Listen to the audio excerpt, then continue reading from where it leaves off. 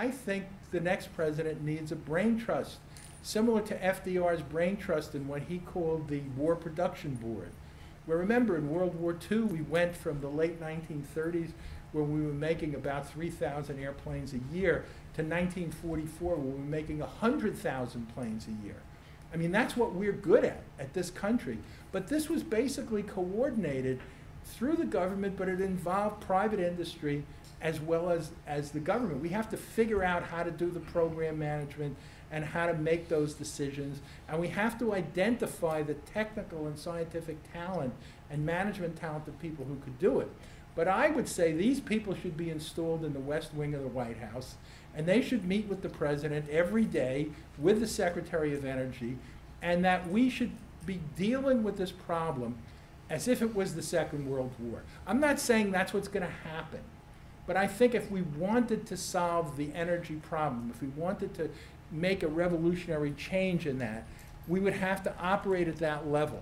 And we would also have to integrate work by international partners like China and India, particularly since it may be necessary for the United States, with American taxpayers' dollars, to build pilot plants in India and China that would be producing carbon neutral power, because they're not going to do it. Okay, I said plenty of controversial things. Yes? It does sound to me as though you're dismissing the important things that are happening in the private sector right now. No, not in any way. First the private of all, sector,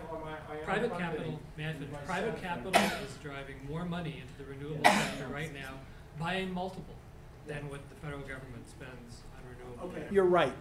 There's a lot of money going in. But if you go to a venture capitalist, and we know this from experience, they want to get 10 times their money back, and they want something that's going to pay off in 3 to 5 years. Because their argument, and it's a valid argument, is that most of the companies that they're going to fund are not going to be successful. So they have to have a big profit and maybe own a big part of the company if they're going to make those investments. A more conventional company, for example, like General Electric, which is the biggest manufacturer of wind turbines, even they could not justify to their stockholders making the longer-term investments in the technologies that we need. So we have a situation where on a from now to, let's say, a 5-year time scale, you can get private capital. On a long time scale, like 40 years for controlled thermonuclear fusion, you can get $12 billion, which has been invested by the world, is being invested to build a thermonuclear reactor. But all the stuff that we need is between 5 years and 20 or 30 or 40 years. And that's what we call the valley of death.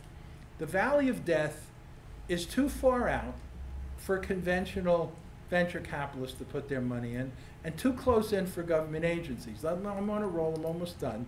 The problem is that I think that the innovative capacity of the private sector is absolutely stupendous. But if you look what people are actually investing in that sector, it's things like ethanol, which I think is just a complete loser, in the long run, because it seems that if it's going to work out, or what's called cellulosic ethanol, that if it's going to work out, it seems as if you're going to make money in the short term, algae, for example, in artificial fuels. It basically drives a kind of investment which is not the highest priority, in my humble opinion. I'm not going to say any more about it. Yes? Private capital has actually built demonstration scale concentrated solar power facilities. There's one in Nevada, there's another one in Spain, private capital, private companies. So it's not as though nothing is happening in these areas. I didn't say nothing is happening. And at the same time, it's not as though nothing is happening on carbon sequestration and storage, even though FutureGen went away. All of the pieces of carbon sequestration and storage have in fact been demonstrated. Carbon is captured and re-injected into producing oil wells routinely. You know, there's a plant called the Dakota Gasification Plant, which is what you're talking about, where they put CO2 into pipelines and they send it to Saskatchewan, to the Weyburn oil fields for secondary oil recovery. I don't know if you know the history of that plant. That plant was originally built under the Carter administration as a synthetic fuel plant. It was built by DOE with government money. It was later sold for 6 cents on the dollar to private companies, and they're saying, oh well, this is a triumph of the market. I never heard this acknowledged by the Bush administration. Thank God for Carter for getting this plant going, because now it can be the poster child for FutureGen.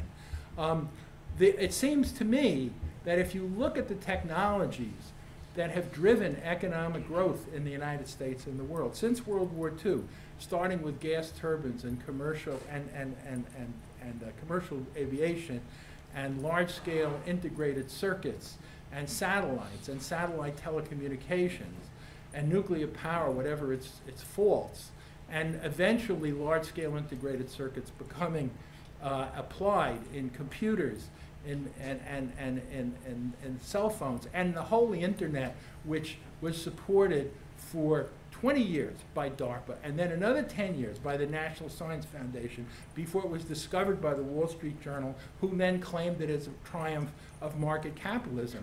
I actually think it's a crock. I mean, I actually think that market economics is closer to astrology than it is to a predictive science. I think it's a theological belief that we're going to develop the technology that we need through the workings of the market, because price signals will be thrown up and venture capitalists will make these investments. I know that many people believe it fervently, including my wonderful son who's sitting in the audience, who would make your arguments as well as you.